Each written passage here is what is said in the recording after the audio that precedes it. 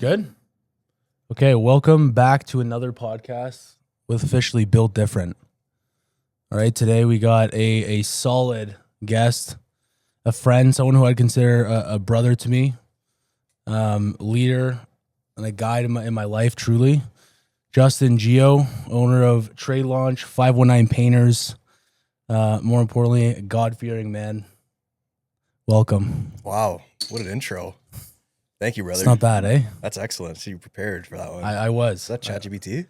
That was not. That was right from the heart. Wow. That was right from the heart. I'm honored, bro. Thanks for having me on.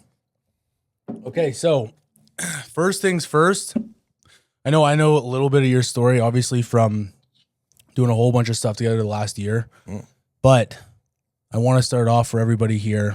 You know what I mean? Where you came from. What do the first 10 years look like in your life? Damn. You know what I mean? Potentially some major turning points that would have led you to where you are today. Okay, so born and raised in London, Ontario. I went to Blessed Academy for kindergarten. Siblings, 8 years older and 9 years older, my two brothers, and then my sister's 20-something years older.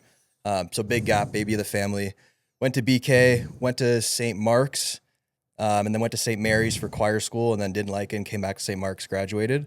But during that time, there's a lot of pivotal moments. Like, I think I was like 4, my parents got divorced. So I didn't really see it, but my brothers did. They saw it. They were impacted by it. Tragic thing, but also like the family still was able to stay together. My mom was able to help her side of things. My dad able to do his thing. But like decent amount of like trauma in the family, even though I wouldn't change it for the world. But arguing, bickering, just, some learned behavior over the years.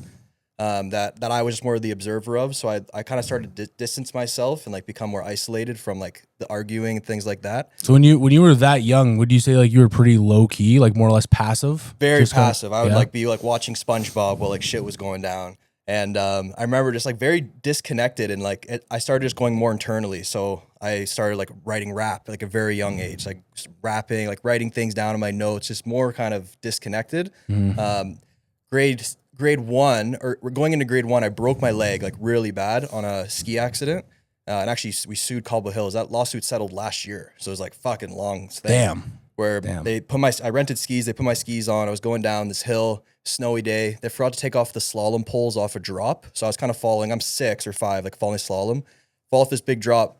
Skis get stuck in the snow, but I'm going, but the skis don't come out. So it tore my ACL right off the bone, tore the tibia with it. And I was in a wheelchair for 2 years. So like going into grade one, I'm like rolling in a wheelchair.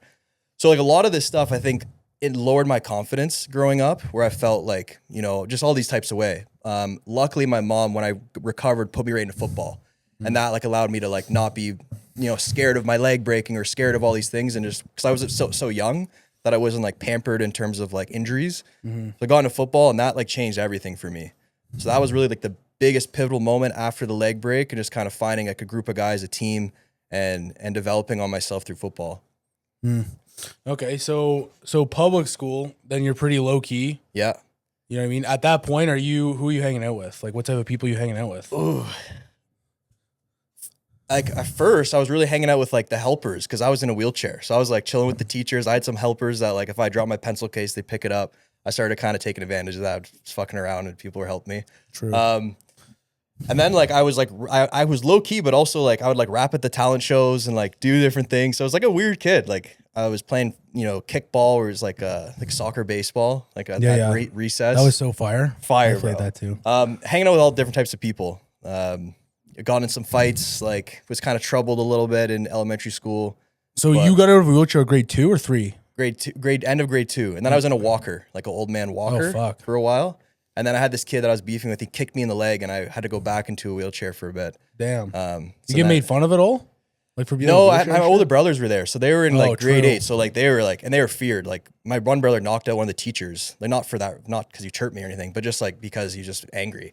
Yeah. And so like it was kind of like respect level, where like I was also taken care of with my brothers. Yeah, I was protected. So and I wasn't like super weird. Like I was like able to be normal, but I was in a wheelchair, and it definitely like had some type of obviously impact on my life, where maybe I got heavier in athletics because of that, or whatever the case may be. Yeah. But I'm glad it happened for sure. 100%. Okay, so you're out of public school now, and grade 9 you started at where? Sorry. Mother Teresa. Okay. So you went to MTS, And then you went to a choir school from there? No, so I went to St. Mark's. Which is... It's like a Catholic public or Catholic like elementary school. Okay. It's right by Northridge. Oh, okay. Yeah, it's like connected. I know like what that the is. thing's connected. And then I went to St. Mary's. That's where my other brother went for grade 5, 6, and 7. So I was a choir school. So I had to sing to like audition to get in. My mom wanted me to go because my mom was always interested in like really unique ways of learning development. And she learned that if you play a string instrument, because you had to play a string instrument, that's like one of the only ways you can cross both paths of your brain to get more connection development. Because you're literally crossing paths with your hands. So she was like really into that stuff. My brothers went to the Waldorf school where that was like, I don't know if you know about the Waldorf. No. Like mom was super based. Like she was based. She actually wanted to homeschool us because she could already see the kind of like societal like degradation wherever that's happening. Yeah. So like the Waldorf school was pretty cool. I didn't go there. My brothers went, but they would like, if you were going to play with like a toy, it would be like a wooden doll that had no facial features, nothing on it. So you had to use your imagination always to like play. Damn. So it was like really cool. Everything was natural, like beeswax candles. Like people would bring in like some fruit and then they'd make like a big thing together as like kids. Like, is this still open today? It's super woke now. Oh. So it just got totally wiped over by the woke agenda. So Fair. I don't want to talk about that. Yeah, but no, back then it was sick. Okay. But yeah, then went to St. Mary's. And then I just didn't like it. There's like some weird, like someone hacked in my Facebook. Like one of my good friends hacked my Facebook and like was like messaging this girl on like, I don't know if it was Hotmail or what was it, MSN or something. Remember MSN? Do you guys remember that? MSN. Your status. You remember MSN? Oh my goodness. You guys are all young, but you're like, whatever. Yeah, MSN. Anyway, someone hacked my MSN, was like messaging this girl I liked, and I was super pissed because he was like, said all this fried shit. Yeah. So I left. Fuck. And I went back. And then I was there for grade 8 back at St. Mark's with like my true boys. Okay, fire. Yeah. So what type of guy were you in grade 9? Like when did you start to... Grade 9, I got introduced to the gym in grade 9, like the Mother Teresa football gym, which was a sick, like metal plates, like really, like they had like the Iron Man like leaderboard on the wall of, like the classic grimy fucking gym. Yeah, those remember, are sick. like I was pretty chubby going into grade 9, and like I really wanted to get in shape. And I remember I think it was like end of grade 9, seeing my first bicep vein, and I was like, God, I just got addicted. So that was like a big part of my life, was lifting and football, and started to kind of change my identity in grade 9. But still hung out with all different types of kids, and I was like sticking up for like the kids with like autism and Down syndrome and things like that, because I felt like being in a wheelchair, I already felt a little bit of that, even though I wasn't, there fully. Yeah. But so I hung out with them a lot, like volunteered at like the track and field meets. And I just love that shit, especially like the kids that didn't get a lot of attention. Like I love just like throwing a Frisbee or like. Yeah, 100%. Yeah. Like one thing that I've noticed too about even just talking to like the 5 or 6 people we've had, like talking like this, is like every guy that's been sitting across from me is almost like, in a good way, a chameleon and can hang out with anybody. You can get along with a lot of different types of people. Mm-hmm. And I guess that might just be the ability of being a charismatic, but maybe, did you develop that in high school? I don't know. I just felt like I didn't really fit in anywhere. Yeah. So I was just like bouncing around. Okay. Yeah. Trying to fit in. And then at some point, I think it was grade 11, I was like, I don't need to like fit in. Mm-hmm. And that's when I really started like, cause I rapped quite a bit in elementary school. Then I thought it was super weird. I was like, why? Like looks really weird. And then, so I just got into sports, became more like the athletic guy. And then I started like, who gives a fuck about what people think? And I kind of got there at grade 11, where I started doing both. And I was kind of the artistic kid that was also doing athletics. And that, I think that's kind of what helped, where I just kind of could play multiple roles, but like it was genuine. Okay. And so you also played football all the way through, right? Yeah. Football was like the big, like that was everything. Big thing. So you were hanging out with a lot of football guys, like athletes and shit as well? Oh yeah. Okay. Cool. So when you left high school, what was that like? Like, what did you do right out of high school? So I signed so I played Team Ontario throughout high school, and then I signed to Western, and then the coach Bertoya, he was a really good coach. Mm-hmm. He moved to Waterloo, and he was doing a full rebuild. So then I switched and signed to Waterloo in grade 12 to go play football there. But then I just kept discing my shoulders. So I was like, hey, I'm going to stay for grade 13 and just see how things go. And I sent my tape out a lot. And I got a look by Cornell, like for D1. Okay. And I was set to go to Cornell. I was like, that's what's going to happen. Damn. Kept popping my shoulders, like got more concussions. And I just said, fuck it. I didn't go anywhere. And I started smoking weed at the time, getting lazy and like getting kind of lost. Mm-hmm. And then I just went to Kings after grade 13 and joined the rowing team. Okay, cool. Yeah. And then you were in, because that's where you met Amar, was Kings. Okay, cool. So you were in Kings for how long? 2 years, 3 years? 3 years. And you would have been, by the time, so when you got in, you were how old? however old you'd be. I think 18, maybe 19. So it was just right after grade 12 you went to King's. After I did Like grade the next 13. semester? I did grade 13. Okay. And then I quit the football kind of dream in grade 13 and like got into like, smoking weed and being like, just being kind of lazy. And then just I feel like I had to pick something in university because I didn't know what the hell I was going to do. I was decent at school, but I didn't really try that hard. So I decided to go for psychology. I was like, I'm gonna go to psychology, maybe be like a life coach or something. That's what I was thinking at the time. Did you ever think about joining the army at that time? Like No. you just kind of had nothing in. No, I wasn't interested in any of that at all. Like at all. Yeah. Yeah. Cause I was going to say now you fucking hunt and do all this shit, right? Yeah. No, but at the time I was like, after football, like I was like pretty hard in football, and then I got kind of soft smoking weed, and got more like philosophical. Started reading like a lot of philosophy books. I took philosophy 2 in university, and then got really in my head. That's when I started really thinking like, what's my purpose? You know, and like got really like existential. Like, what am I here to do? I got to pick something, and school's not for me. 100%. Okay, so you're in school. COVID happens. Yeah. Right. So what year is that when you're?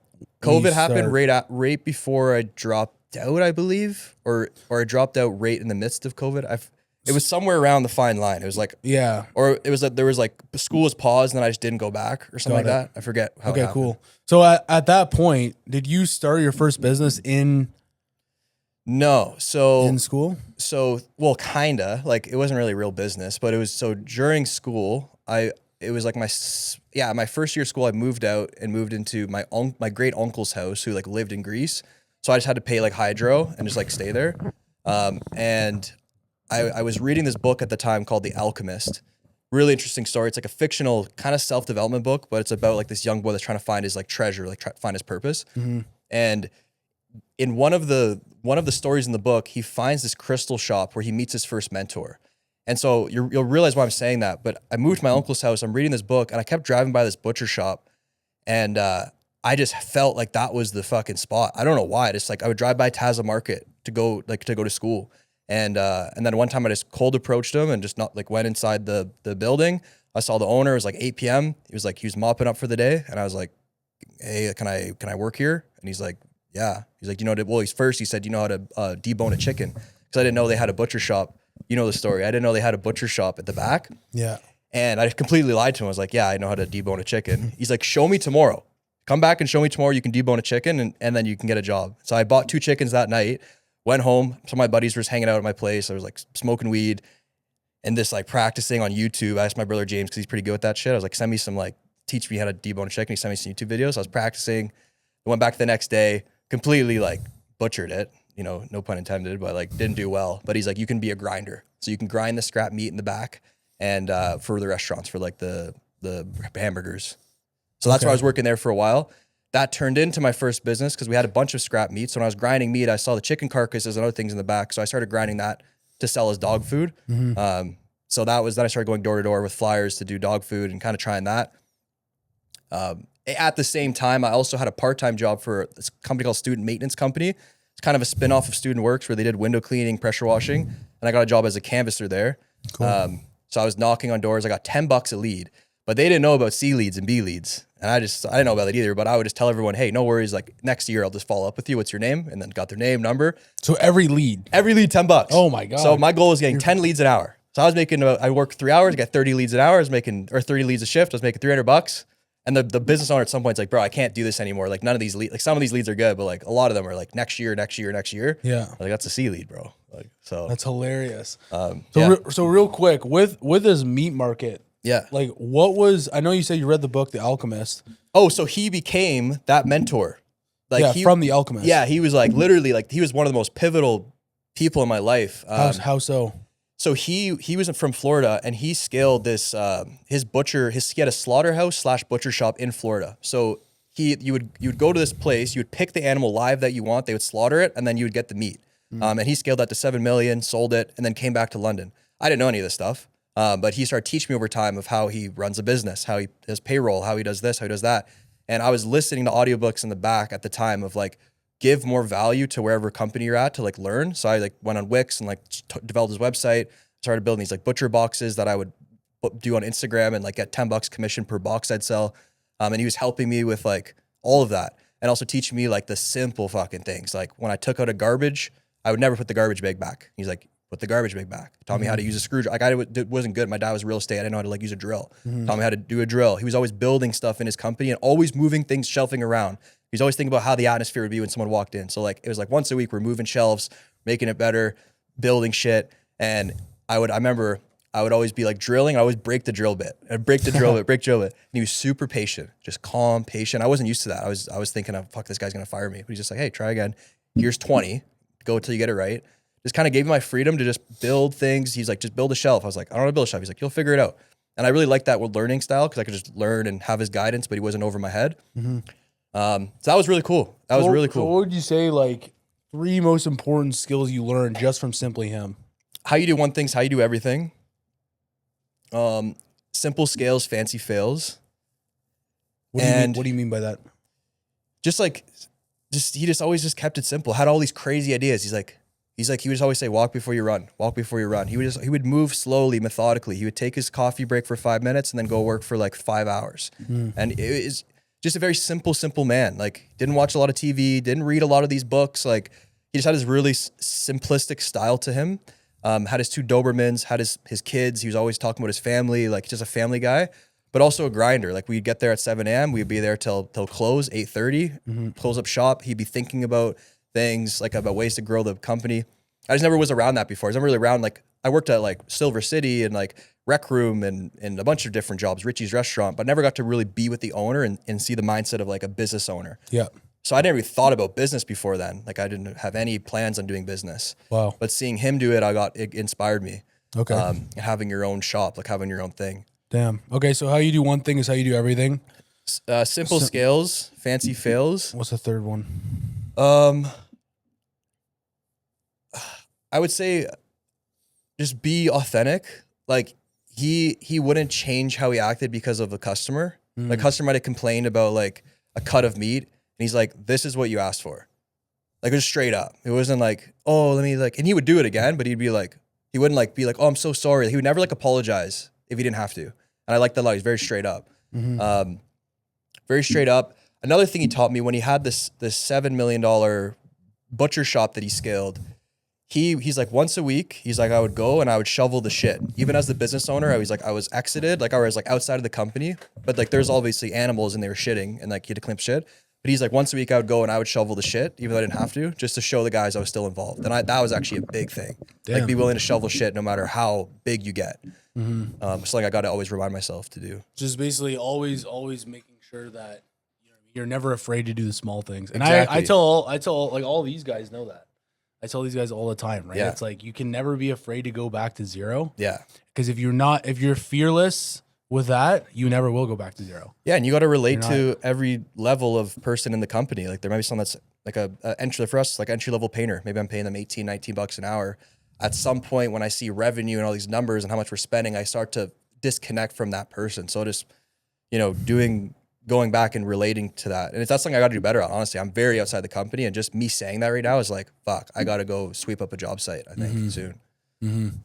Hopefully. No, that is huge though. It's huge, man. When people see you just do the small things, like even just like hopping in with the boys and doing a couple of cold calls or like, you know what I mean, doing a set or something like that. Yeah. Or and I love doing that still. Like the other day, I heard someone say like, oh, like minimum job size, we can't help you. And then I was like, 1 second. And I called them back. I looked at it and I just like upsold a bunch of shit on the phone and just like pre-closed them for like 4K. I know it's not a lot for you guys, but for painting, it's a decent job size. Yeah. And then they're like, oh shit, like you still got it. So it's good to do that. Show your team. 100%. Okay, so you're done at. So when do you actually leave the meat market officially? So my brother was a barber and he was cutting someone's hair that was a manager for Student Works Painting. So I signed with them to become an operator in like the next year. I think it was going into 2021. I think that's what it was. It was 2021, and I stayed there throughout the process. I also worked Rib Fest on the weekends. I did a bunch of different shit I was doing. But it was when Student Work started. So it was 2021, I believe, is when I couldn't put enough time in the butcher shop. The only time I've been back, it was like last year. It was last year. My boss texts me. He's like, hey, can you go cut some oxtail? I'm like, what? So I called him. He's like, hey, I just had a major heart attack. I'm about to get heart surgery.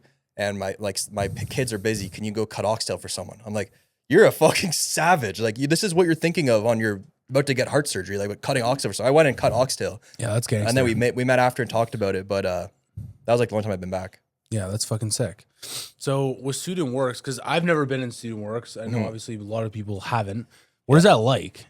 It was super good. It was like really good. They're doing like 30 something million a year, and it's all from, they recruit students through university and they teach them how to run like $100,000 little summer operations, but they have like hundreds of them all over. And it's just like a leadership development program where you learn the skills and systems of canvassing, of, you know, selling jobs, of producing, and you have these little mini businesses. So there's like 3 or 4 of us in London that were operating. And that was sick. I got to, you know, wear a suit and go to these things and feel super important and learn about business. And luckily I had that canvassing job before. So like it just translated well into that. Yeah. So how many years did you spend total in Student Works? 2 years. 2 years. Okay. So your first year you come in, what is that like? Like there's obviously some big fish in the sea. There's big fish. There's like they've been around for 40 years. Like the all-time record was a 500K of sold and produced worked in one summer. Yep. And that was like for like a 4th year, like veteran operator. Yep. So I was like, I'm going to fucking get that right away. For sure. So we did 500K in the first year. And at first I went to set my goal with my DM, my district manager, and I said 500K. He's like, I've heard everyone say this, like, you know, we don't allow you first year operators set a goal more than 150. Because I guess the rookie record was like 200 or something at the time. You're basically like, fuck that. Oh yeah, I was like, yeah. So I sold and produced $500,000 worth of work my first year of Student Works, and I set the rookie record, and I put that on my ceiling. Every morning I wake up and I would just read it first person, like it's December 31st, like 2022. Dope. You know, all that, and that helped me a lot because like the belief was just there. So no matter what they were saying, I was like, no, I already did it. Like you just don't see it yet. That's dope as fuck. Because dude, and honestly, it's probably actually still up there, but at my mom's house, when I started, right, not the second, but a couple of days after I got off that first call with you, I put, we ain't rich yet, get up. Right. So every time I woke up, that was the first thing I saw. I opened my eyes and I see that. I'm like, damn. Yeah. Beauty. Yeah. Those little notes to yourself, though, I really do feel like when you see them, it's just instant. Like, damn, okay. Yeah. You know what I mean? I put that there for a reason in this certain emotion, and it kind of brings back that emotion of like, okay, this is why I have this here. Oh yeah. You know? Yeah. So I'd read that vision every night, every morning. And I'd read it out loud at night. And I was also reading The Greatest Salesman in the World, the 13 different scrolls. Dope. So it's a sick book, little book. You read one scroll a day for 30 days, and then you go to the next scroll, you read the same thing for 30 days. You read it 3 times a day. First in the morning, quietly. Second, when you have your first meal, quietly, and then like in your head. And then the third time out loud when you go to bed. So my girlfriend, laying beside me, she started to memorize the scrolls that I would read. And the scrolls are written in first person. So it's like, I will persist until I succeed, you know? And like you say this whole 3 pages of like persistence and how you will persist. And you start to become that because you literally start memorizing that for the 30 days. And like your subconscious just operates that way, where like hits your reticular activating system. Like you start seeing things different in your brain. You start moving differently. So those were the 2 things that I was doing that was different, I think, from the other operators. Like just allow myself to believe and then like reaffirming it every day. And also just fucking grinding. Like for sure. They say canvas for 3 hours. I'd canvas for more than that because I had a bigger goal. And just reverse engineering the goals to like see what my KPIs actually need to be. And like the only thing I lived by at the time was my KPIs. So was that literally all door to door? Like not, yeah, it was all no online. All door to door. So that's gangster. I sold, I sold the 500K. I was like, if my first month was 100K month, just knocking, sold 500K. My average job size was like $3,000. So like it was a lot of jobs to sell. I never painted. So it was just like, had to just kind of bullshit and just, you know, figure it out. Yeah, man. Sold a bunch of the work. And then I saw a lot of students, they got stuck on the tools. So they would like start to produce it to learn and then like, you know, hire maybe a couple buddies. I just did massive recruiting. So I set up job ads on Indeed, just saw some YouTube videos. And then I started doing paint training. My grandma passed away at the time. So we had a house that we had to sell. So I remember I set up like 3 or 4 days where I had like 7 people come in from like 9 to 12 and then another 7 come in from 12 to 4. And just had painters just come in, cut line, patch a hole. And I would just stand there and watch and they painted the house for free, which was sick.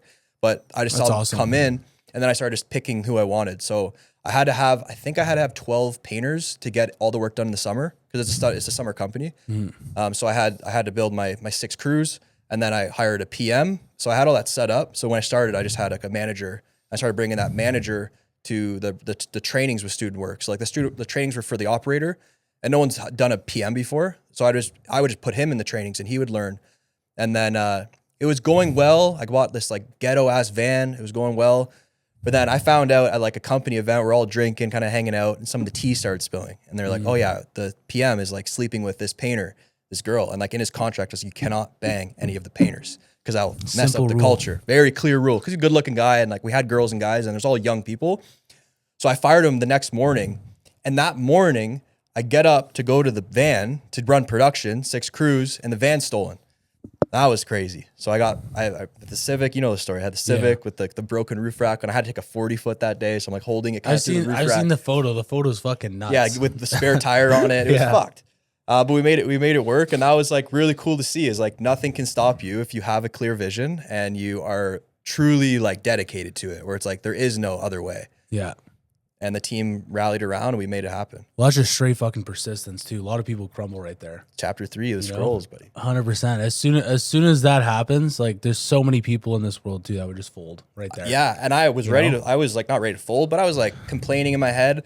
And then I literally was like, this would make a sick podcast story. And I've said on so many podcasts, because like it actually would make a sick story. It's a sick story. Yeah. And just the other day, I won't say the guy's name because it's private, but basically this one guy in trade lunch, his daughter is having some heart conditions. He has to move to Boston. He's like one of the elite clients.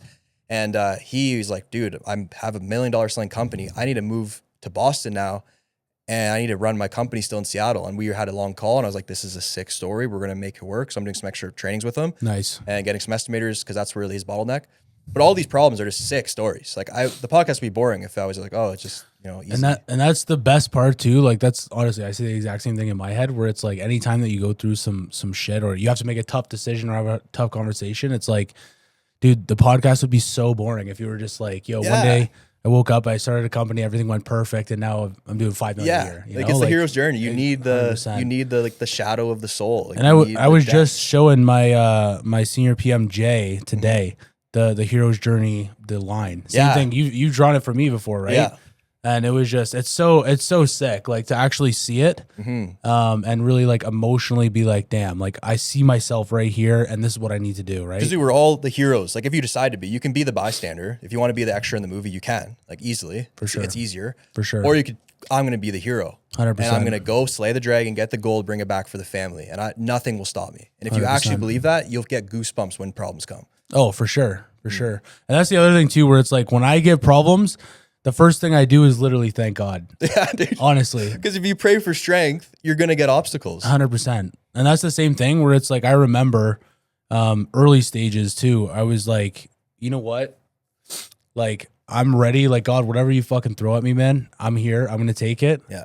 Right? Let's go. I want to get to the top. I got to do what it takes. Mm-hmm. And that's just when I was just like, hey, every single problem is simply a test because, do you know what I mean? There's no warrior that has, you know what I mean, been to combat with no scars. Exactly. 100%. So that's the goal. So yeah, that was first year student works. The second year I came back with a goal doing $1 million and I was laughed at. And it was like, even though some people believed it, some were like, hey, this guy just has a big ego now. Like, and so I hired my Mark, which is now like co-owner of 519 Painters at the time, or now, but I hired him at the time. He was my roommate. And he was getting up, because I would be up at 5 a.m. writing production planners for the guys to go like produce, like this is how many hours quoted, yada, yada, yada. Mm-hmm. And he was up at 5 a.m. to eat his like one meal a day, or his like first meal of the day, because he was like doing this like crazy fitness shit, a super dedicated guy on the fitness, before he went to the factory to like put stamps on sanitizer containers. And so, but he was like dedicated in the gym. He was on his growth. We lived like with a house of 6 guys, and we got connected just to move in together with a bunch of other boys. But then I was showing him, I was like, dude, look at these checks coming in. Like, you should be selling. You should be like knocking doors with me. And it took a while of convincing, and then he started selling. And then he sold 600K that year and managed 400K of production. He made 100 grand. I promised him he'd make 100 grand. He made 100 grand. And then I took kind of the rest of it. We hired another PM. We hit $1 million. And that was fucking, we were on top of the world, man. We thought we were like rich. We were like $1 billion. I was going to say at that point too, like going back to student works, you guys were just the shit. The shit, bro. 100%. It was such an ego boost. Like it was hard to come down. Like it'd be like, hey, Gio's going to do this big talk. And it was like on the secret sauce. And like, I was like doing speeches and wearing Gucci ties. Like I felt like I was a fucking king. Yeah. Not going to lie. And then I had to just get humbled. And I got humbled a lot through the years following. Yeah. But I did want to like, I always talk about mindset and like the belief system. It's just so important. So I try to stay level headed, but I did get in my head a bit. Doing well in that little arena. So you left Student Works after year 2. Yeah. That's when you decided to really open up your own stuff and just get after it. Yeah. So I left, and this goes into having hard conversations earlier. I waited till December 31st, like right before we're supposed to have our January training, to tell them I'm not going to come back and I'm going to keep running my business that I created in their thing. They're like, well, there's a non-compete. If you leave and you run your own business, we're going to sue you. And I was like, okay, well, like, what's the workaround? I called one guy that actually ran that student maintenance company because he used to be in Student Works and he had the student maintenance company. Like, how'd you get around that? He's like, well, if you offer some like a buyout, like they'll probably take it. Like non-competes don't really work in Canada. So I went to the guy, I called him. I was like, here, I'll give you, I think I said $50K and I'll give you one of my PMs. It was this one PM I didn't really want anymore. I was like, I'll give you him to run my territory because I kind of bled into the recruiting time for you guys to fill my spot. And he didn't say yes. He didn't say no. He was open to the idea. And then I get this letter that's like, since you promised on, because I was on his podcast, he's like, since you promised to do 2 million or like made a goal to do 2 million, we want the royalties of what that would be. So you owe us, I think it was like 250K. If like that's that. And if you don't pay us 250K right now, then we're going to sue you for 500K. And so I didn't pay the 250 and then I got sued for 500. And, that was tough because we already had, like, we were already selling a lot. And now I was hiring like adults with families and shit. And so we have a bunch of work sold. So now I have this lawsuit and I'm kind of figuring out what to do. So I bought this other company, Heritage Painters, that Amar actually found when he was knocking on doors trying to do wholesaling, selling real estate. He found these people that were moving and had a painting company. So I bought their company.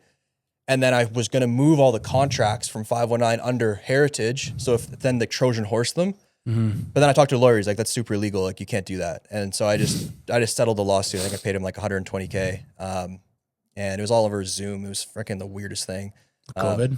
I think, yeah, I don't know if it's, I think maybe they learned it from COVID, so they kept it going. Yeah. Probably COVID. But yeah, so settled that. And then. So what was that like? Like going through that, like obviously trying to figure out. I was going to job sites, cross-examining on Zoom. Like, it was fucked. Like, damn. Yeah. And I didn't know, I learned so much though. And again, I was in that situation. Like, I'm about to get a law degree. Like, I'm going to learn as much about law as possible. I was making the worst mistakes. Like, I was, not writing without prejudice. Cause I didn't have a lawyer at first. So I was just kind of doing my own thing. Yeah. And I wouldn't tell like anyone about it cause I was kind of embarrassed. So I was like trying to fucking handle it. Not only that, you're probably tripping balls. Oh, I was tripping balls. For sure. And I don't want to tell anyone in the company cause I'm like, we could fucking get destroyed. Like, we have like a cease and desist. And I remember when I got served, I was just training Joe, like our PM now, and he was doing a touch up at Heritage or at Harris Funeral Home, and I'm doing the boom lift, or I was on the bottom, he was up on the boom lift, and some guy pulls up to serve me, and he's like, "You're getting served." I was like, "Joe," he's like, "Come film this," and then so he filmed it, and it's like a funny thing, a video we have now of the first serving, and so I had to tell Joe and Mark, I was like, we had like emergency meetings. That was in that office. That was in that office. We're like, emergency meeting, like, we need to do some crazy shit right now. We can't let any of the painters know or anyone or all the sales guys or anyone know because this is like a big deal. Yeah. But yeah, it all worked out. I regretted how I did it. I should have let them know ahead of time. I was just like, didn't really know what I wanted to do. And I knew there was a non-compete and I knew I was going to go against it. So we settled the lawsuit and then we're in business to keep going. Dope. Okay. So after the lawsuit, right? So what actually happened? Like, did you actually have to Trojan horse these guys? No, I had to settle. You had to settle. Okay. Yeah. So you essentially just blended the company. You just bought these guys, bought his contact list. Yeah. I bought them for 40K. So they were doing 400K a year and they were doing about 200K in profit or 160K in profit. And he'd been in business for 30 years. It was Heritage Painters. He was a sole operator, but he had like a team, his sons, and he wanted 200K for the business. And I just started negotiating with him. I was like, dude, if you leave the company, the business isn't worth anything. I don't want any of your tools. I don't want that. I don't want your painters. Like, I'll take Noah, which is one of our key guys. I don't want your sons because they're going to feel weird working for me. You used to be the boss. You're not going to like the way I do things. So I just want the brand, the company, and the past client list. And so I got that for 40K. I gave Amar for commission. I gave him this altcoin I bought for like 20 Ethereum, like something fucked. And I didn't even know. I just gave that to him, and then he sold it and he made a bag. It was the Gentleman's Croquet Club, Iman Godzi. That's jokes. Yeah, so that's why I paid him in Bitcoin or whatever, and And then, we had this company. And the good thing is they already had work sold for the next year that literally paid off the investment. And then we hit that past client list with a blast, and we did like, I think 500K just off that investment. Yeah, that's fire. And now that brand got us like the Eldon House. We painted the Eldon House because they had heritage. Mykonos, the cat hospital thing, they painted that. So all these heritage buildings, that's our like cash cow. We got to now market as like heritage specialists. So that helped a lot. That's fire. Okay, so after you finally settle the lawsuit, everything's done. Mm-hmm. What's happening after that? So also in the lawsuit, they were suing Trade Launch too, because I had a TikTok called Trade Launch where I was giving advice on how to scale your business and door to door. So they're suing. I didn't have Trade Launch Corp at the time, but they sued that. So when I settled the lawsuit, I basically unlocked like a lot of their systems because they can't sue me again after that. So you can't. I don't even know, but you can't sue somebody twice for... That was kind of in the agreement. Like, they can't sue me for the same reasons again. Got it. But anyway, I don't want to go too crazy on that and seem like a freaking sly guy. It just like, it worked out that way. And I'm not as smart as I seem. A lot of it just kind of happened and it was good. Cool. Yeah. And then right after that, so what's the next kind of big thing that comes up there? So then that year, later that year, what year is this now? That was 2022.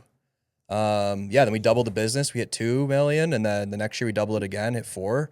So 2020, 2021, that was Student Works. Yeah, and then exactly. Okay. And then 2022 was the first year of actually 519. Okay, so that was the first year of 519, and then 2023. Mm-hmm. What was that year like? That was 2023. That was a crazy year too. There's probably so much that happened. I feel like there's way more things that happened. So that's when my mom got diagnosed with cancer. So that was at the end of the year-ish, or like September or something. I forget exactly when it happened. But then I just left and I went like 7 hours up north. So like it was just the guys I had, like Joe, Mark, the team that grew the company really. And we opened up our second location at the time. We did $1 million in that location. And I'd never even been there. It was sick. So the systems were working. I just spent time with my mom. It was a very crazy time because she got diagnosed pretty quick. They went to Pembroke to do her surgery. They messed up on the surgery 3 times. So she had like internal bleeding. She was in pain. I was with her. I wanted to be with her all the time. So I was like helping her go to the washroom. Like, you know, she would like be in pain and hit the button and no one would come and I'd be yelling at them. And it was just like 24 hours, as you know, with your father. Like it's 24-hour care and the nurses typically suck. Typically, especially in Pembroke out in the boonies. Like, you know, I don't know who they're hiring out there. But yeah, that was that time. So that was pretty intense. And then that happened. That was like 6 months, and that's when I started Trade Launch. I was gonna say, did she get diagnosed in January of 2023? No, it was later in the year. Oh shit. Okay, because I remember our first meeting was, when was our first meeting? It was September. Yeah, it was September. So it must have been right after that because she wasn't diagnosed at the time. I think it was like literally like the day after our call or something that I got a call from her. I remember being in the Good Life, parking underground, and she's like, you know, I'm nervous that I might have cancer. They said they're gonna call me, and I was like, and I regret it. I was like, Mom, like don't believe that, like, you know. But I also felt like it was insensitive. Like I should have just been more like understanding. But I was all in the mindset thing, your beliefs, and then and then it was true later. But yeah, so we had our call before then. So then because that's when I reached out to you and was like, yo, that 75 hard thing, right? When I reached out to you and was like, yo, I want an hour of your time if I can beat you in this 75 hard challenge. Yeah. Right. Long story short, we get on this call. I set up my own closer call. Yeah. Pretty much. You. Yeah. What was the price of the time? 10K? Fucking like probably 20K. I don't know. For some reason, it just goes down every time after I bought No, it. You know? No, it was like 10K. Yeah, it was probably 10K. I remember telling you on that call, I was like, in order to come in Trade Launch, you need to quit your job as an electrician. Dude, and you're 4 years out of your 5-year apprenticeship. It was fucked. But to be honest with you, the next day I did it. I know, you did. The next day, like literally we had the call Saturday or Sunday. Yeah. Monday, my 2 weeks were in. Yeah. And it was like, that's the type of thing where I know that a lot of people would not have the balls for that. Oh, no, bro. You were different. I don't even know. Like, did you think I was actually going to do that? Yeah. Oh, you did? How okay. fucked you were. Okay. You were just fucked. Like, I don't know. You were just like, you were just doing everything you need. Like, even before, remember we were kind of texting back and forth. I sent you like a contract or something, or like a template, and you just like had it made it like really quick. And you were just like moving fast. I didn't see that before. Mm-hmm. So you're something different. And then, I didn't know it, but I didn't know you at the time. And then, then we had that call. You joined in. started doing one-on-ones. And then you obviously started seeing my one-on-ones started coming from like McDonald's because I was up north, but I had like 20 one-on-one clients.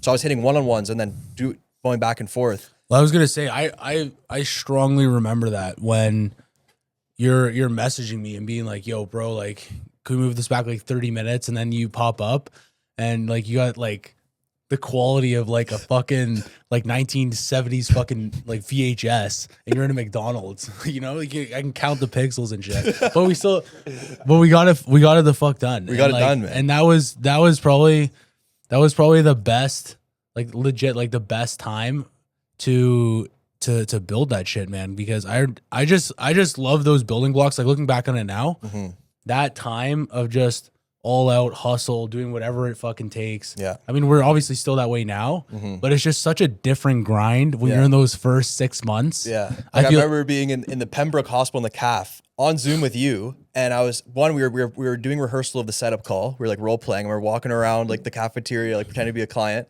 And then I remember telling you, I was like, get these job ads up for skilled laborers. I just vividly remember being in the cafeteria saying that on Zoom. And then you just popped it up, got a fucking bunch of people. Yeah. Like 100-something applicants, like quick. Yeah, dude, it was crazy. And same thing with door to door. Like door to door was one of those things that, because I'd been watching you a little bit before I reached out, obviously, right? And I've been seeing like what you were posting and stuff. And I was like, door to door, and I didn't fucking believe it at the time either, to be honest. I was like, door to door for construction, like that's kind of fried. And then, but I started seeing like numbers and kind of people being like, yo, this shit works and stuff like that. So I was like, okay, I'll reach out to this guy. Yeah. But then when I started doing it, like even now, I legitimately do. I say this all the time, but I do want to go back to that. I know exactly what house it was, the first door I ever hit, right? Because I remember we jumped off that call, and that night, I didn't have any flyers, no paper. I had my phone, and I'm just listening to this dude over Zoom being like, go hit some fucking doors. You know what I mean? Here's a script. Go get it. And at that point, it was game changing. Oh, yeah. Legit. Oh, yeah. So, but yeah, that point was probably the best fucking time of my life. Oh yeah, same like here. Looking back on it, like just in the fucking fire. Yeah, it was dope. Yeah. So what actually, like, why did you even start Trade Launch? Like, what about? Yeah, I just like I saw I had massive success in this student works. I was like, hey, I just sold $1 million and produced $1 million in a summer. Like I don't even know what I'm doing. I'm not even a contract. I can barely do a drill. Like, you know. And I was like, hey, obviously there's these systems, but I'm doing something different than just student works, or else everyone would be doing this. Yeah. So I started really dissecting things, and then it was like literally during student works, I was building this thing on first on Kajabi, and then school came out, and I started building it on school, or at least school became more known. But I was building that for like 2 years, but I just didn't like sell it to anyone until I feel like I had it down well. And then, Trade Launch was to help residential contractors scale. So there's a massive gap in the industry. A lot of these guys don't know about door-to-door, know about closing on the spot or setting up appointments and pre-closing and all that. Yeah. So when you learn, I'm actually surprised that Student Works doesn't have any type of fucking, or they didn't even think of that. That's no online thing. Yeah. Yeah. That's nuts. Yeah. But yeah, because I was gonna say like that, like even me just witnessing like the power that it has, it's fucking unreal. Yeah, man. It really is, like door to door. And a lot of things too that I think people just see face value in door to door, when it's like, I know for a fact you, myself, like all these guys, like this, like door to door legit changes lives. Oh, it changes lives, like, dude. It changes, like, it's nuts. It's like an ice bath for 3 hours a day, you know? It is. It's just like, it sucks. It's difficult, but you learn to love it and you get good at it, and then you make money off it and you're like, oh, it's addicting. But it's just like full self-development. It's like literally, it's like an ecosystem of life. It's like, it's going to be hard. You're going to get rejected. You're going to start getting better at it, and you're going to see results, and then you got to do it again and get rejected again. And same thing with like Nazar. I remember Nazar like popped in on one of our door-to-door meetings. Yeah. And he was like telling all my guys, he's like, my kids are doing door-to-door at least for 2 summers. You know what I mean? Kind of preaching the 100%. preaching the door-to-door stuff. But yeah, so Trade Launch, I get it. What number was I legit? I don't even know what number. Like I must have been fucking top 5, first 5. Yeah, I think you were, I don't know, probably 5 or 8 or something like that. Yeah. Okay. So, because now, like, how many guys we got in there? That's quite a few. Over 100. Yeah, that's insane. Insane. And so, when did you actually? When was that turning point? At least with Trade Launch, where you were like, "Damn, this is actually sick." Because the one-on-ones, I know, like that's hella time. Yeah, it was hella time. It was like all the time. Yeah. You know? When did it, I don't know. Like when was that click of like, yo? Yeah, I bought this course on how to use Facebook groups to like scale your coaching business. So I was like joining all these Facebook groups, and I built my own Facebook group, and I would add 50 contractors a day, because that was the limit before you got banned off Facebook or like got flagged. So I'd have 50 contractors a day, and then I would invite them into my free Facebook group, and I would do live trainings for free every week for like, I don't know, 5 months, just to really build rapport with these guys. And then I started doing lead magnets. Like, hey, if you want the script I talk about, like shoot me a DM. Guys shoot me a DM. I would chat with them, get them on a call. And then I started selling. I remember it was 2K down, 400 a week for 16 weeks. So it was an 8K program USD. And then I sold like 15 in like the first month. And I was like, dude, I just made some good money. Yeah. But then I had to fulfill. And that's what I didn't want to keep selling, because I was like, I didn't fulfill. And then like good testimonials from all the guys. Like I was very involved. Like I would really help them recruit. Like I would just do whatever it takes to get these testimonials. Yeah. And the really good testimonials. Some of the guys are still in the group. Like they're still paying to be involved, and like really seeing their change. And I was like, hey, this is a real thing. Like this actually works like well. So then, I started doing that, and then the school games came out. So I started getting payments off school. And then we won the school games. Yeah, that was so went out to see Hermosi, and that's when I was like, hey, got something here. That was dope. And this is actually a question that I've always wondered, but it's like, why did you ever ask me to be a coach? Like, what was like, was there ever a time where you were like, fuck it, this guy needs to be a coach in here? Oh, like, yeah, dude. Just like, literally, you just like did everything to a T and more. And like, I was learning from you. Like, you were teaching me mindset shit, and like going to the gym with you, I was like, you're a fucking nail gun. Like, you're like a different breed. Yeah, I appreciate that. So yeah, I was like, you need to be a coach, and you were meant to be a coach. And that was like your life, like, purpose is to be a coach in some way, shape, or form. And it felt like with mine too. I felt like we were very connected on these things. So I was like, this is my fucking, not blood, but like basically blood brother now. And like, we're going to take over the world. Fuck yeah. No, I appreciate that. Cause yeah, that's one thing too, that like, and I say my brother, especially Zach, he knows too. And I think I probably told you this too, but I want, like, not only do I want to be a millionaire, but to create millionaires. I feel like it's such a noble thing. Yeah. It's such a good way to not only like hold on to that information. Like, that's why I love Trade Launch so much. Cause it's giving everything that you have, and just giving it back. Yeah. Like, hey, this is the way that, you know what I mean, works, is proven to work. Yeah. And it's just giving it back to people. And at the same time, right, like everyone knows, like no one values free shit. Yeah, exactly. Charge for it, right? Yeah, exactly. So, but I just, that's why I loved it so much. And mindset, I fucking love the mindset calls. Like, oh yeah, mindset the guys Monday love are it. so fire. It's so important. Like, no contractor, well, not a lot of contractors are thinking about their mindset at all. 100%. They're thinking about the next job and, you know, getting by, and then hopefully having a beer when they get home to be there with their kids, and then hopefully work comes in off their quotes they emailed and didn't follow up with. Like, it's just like, that's the system, like that's the game. And I also do feel like honestly, like probably 80-90% of contractors, even, it's like they don't actually understand like the full scope of what it takes sometimes. And I really actually noticed that on Mindset Monday a lot, dealing with all these guys, where it's like really drilling it in that like mindset matters so much. So much. Like your self-belief, your belief in your company, your belief in your team. Like it's so insanely powerful to really understand that. It's everything. And I love well, I guess I won't name drop here, but I love teaching a couple of guys that come on there and they're just dedicated every week. Yeah. And just like seeing them progress, that's enough for me to be like, dude, I'm doing what I love. Oh yeah. You Dude, know? 100%. And the good thing is there's the pros and cons to what I'm about to say, but like men nowadays are becoming more weak. And it's because the dopamine, because of the easy access to pornography or like Uber Eats and food, like everything's just like a button away for all your senses. And it's bad, obviously, because, you know, that's not good for society, but it's also excellent if you want to crush in contracting, because most guys are men. So the competition's like handicapped. So you just go take over. 100%. And then develop the guys that have an ounce of inspiration, invest in themselves, and then we'll take them out of the slumps. Well, that's the other thing too, like fucking very well said. But there's a lot of people too who like I deal with, and they're like, oh, all your sales team's like so fucking young and this and that. And it's like, dude, like I remember what it's like literally wishing and praying. Like when I got out of the army, at least for me, that was tough because I love the fucking guys that I was with. Like, dude, we literally went through hell, literally with each other, right? And then getting out of that and not really having that anymore, it was almost like a withdrawal. Yeah. You know, where it's like, fuck, man, like I need some type of, I need people in my life that just, that are like that, you know what I mean? Just go-getters, get after it. Yeah. And the army to me is very relatable to business, just obviously a little bit of a different way, right?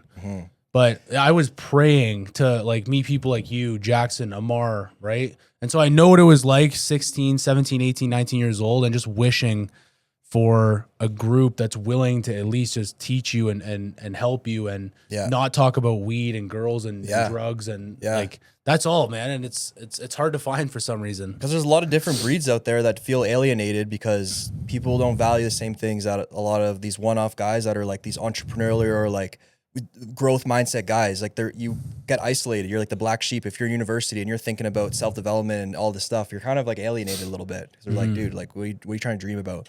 That's why I love business, because business, you can create whatever you want.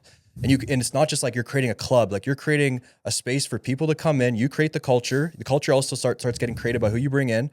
And then it's not just like a club. It's like, we're going to sustain our lives together. We're going to spend most of our lives together with dedicated, common mentalities, mindsets. So you can use your business to create whatever you're missing in your life and create that culture you need, which is beautiful. And then you make money and guys make money together. And it's like, yeah, it's fucking dope. And like, I honestly, that's another thing too, like with the culture is, and all my guys, and I know you're the same way too, but it's like I'm so hard on my guys all the time. And these guys are young dudes, right? Like 16 to like my age, right? Like 20, 22. And it is so crucial to me to, like, as it's kind of a shitty analogy, but keep a fucking boot on their throat, because at that age you're so susceptible to fucking off and going on the wrong path. Yeah. And it's like I've been like, there's definitely been some times in my life where I've had a choice, I feel like, you know what I mean? A or B. And I know how easy it is to get off the path. And, you know what I mean? I love my team so fucking much that, you know, I'm willing to actually put in my time and pay attention to what they do. You know what I mean? Both on and off the field. It's so important. Because like like I truly believe no matter what, and they teach you this in the Army, it's like, doesn't matter if you're in your fucking uniform or not, you're representing the Army. Yeah. So if you work for this business, you're representing this business on and off the field. People know you work there. Yeah. You know what I mean? And if you do something stupid or you're with a group of guys that's doing stupid shit, then that's going to automatically be associated with that. Oh, yeah. It's going to automatically be associated with me. Oh, yeah. You know what I mean? Or whoever the leader is, right? 100%. And that shit is just, it's not good. Yeah. Okay, so we did have a technical difficulty. The batteries were dead, so I know I'm coming off of a heater here, but anyways, keeping boots on throats. For sure, and it's important. Like, business is not and even employment in any sense is not a 9 to 5 if you're the company that's in the growth phase. And you have a pivotal point. It's just like all the time. And I was talking to Jay about this actually, but it actually truly is like someone who is literally willing to put it all on the line is so fucking hard to find. Oh, so hard to find. Like legit. Yeah. Like someone who's really just fucking there anytime, any place, any day. Doesn't matter what they have going on. This is a priority. We're here to take over. This is what it takes. Yeah. And if anyone's watching that and has someone like that in their company, you need to tell them you love them. Like I literally 100% today before my ruck, I called Will, or one of our new door guys that's crushing it. I was like, dude, just so you know, like you're something special. Like and it meant the world to him. And it was a 2-minute phone call. Yeah. And if you like, sometimes I get these bouts of inspiration to call someone on my team and tell them like I love them, and then I'll be like, oh, it's kind of weird. Like if I say that, and then it's like, no, you have to pick up the phone. Well, the other thing too that like you don't really think about, I definitely don't think about it, right? But especially for the guys on the tools, it's like sometimes you go months and you don't even know who's fucking working for you. Oh, yeah. And this and that, and it's just like, is that really the way to operate for the most longevity, at least for your guys? Like you don't want to have a turnover rate of every fucking month you got to put up job ads. No, like now we're doing 7 a.m. check-ins at the warehouse. I want to really get the employee of the month plaque. Like I want to do it properly. Yeah. Because you can only go so far without recognizing your guys. 100%. That are doing, like I was thinking about this today, actually. It was like the regular hierarchy of a company is like, you know, owner, and then the production manager works for the owner, and then the painters or the laborers kind of work for the production manager. But it's actually flipped. It's the owner works for the PM and works for the people to like get the systems right. The PM actually works for the laborers. The laborers are are the boss, because they could decide to fuck off that day or do a bad job, and then your clients get fucked. So like we work for our team. Yeah. And 100%. a lot of owners don't see it that way, and like they wear this hat that they're the owner, and they boss people around in the wrong way, and that's how the guys just leave. Like you know, 100%. Like everyone. And I also feel like that goes takes a huge toll on your culture. Oh yeah. Because like me, I love cultivating and building teams and culture. Like it just, for sure, I'm just like right from the Army. That's what I learned. That's what I love to do. And the culture, like something that I know for me, I have to work on is getting the culture a little bit more tighter with the tools guys. For The sure. sales It's guys, a tough one to do. They're different mentalities. Yeah. You know, the sales guys, it's like, for me, it's a little bit easier because, you know what I mean? Like, Like, commission, you're eating what you kill. It's a different mentality for sure. A lot of the is. self-development stuff that you see online does kind of lean into sales. It's very rare to see self-development and then also like about hitting a hammer. So sure. you got to find a different language for those guys. For sure.